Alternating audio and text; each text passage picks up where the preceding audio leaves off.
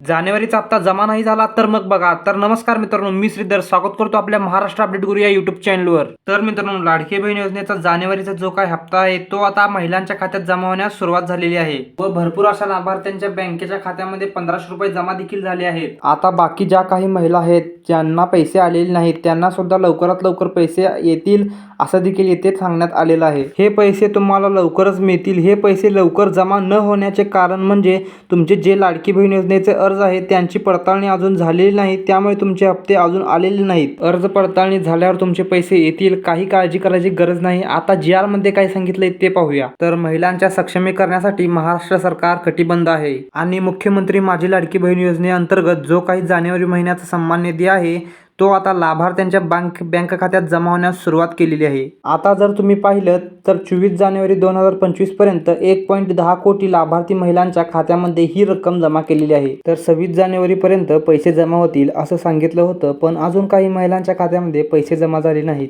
त्यामुळे महिलांनी काही काळजी करू नका. तुमचे पैसे पडताळणी अर्ज प्रक्रिया झाल्यानंतर तुमच्या बँक खात्यामध्ये जमा होतील. ही महत्त्वाची बातमी आवडली असेल तर व्हिडिओला लाईक करा आणि इतरांपर्यंत नक्की शेअर करा. चॅनलवर नवीन असाल तर अशाच पद्धतीचे लेटेस्ट अपडेट्स पाहण्यासाठी आपल्या चॅनलला सबस्क्राईब करा आणि व्हिडिओ शेवटपर्यंत बघितल्याबद्दल धन्यवाद.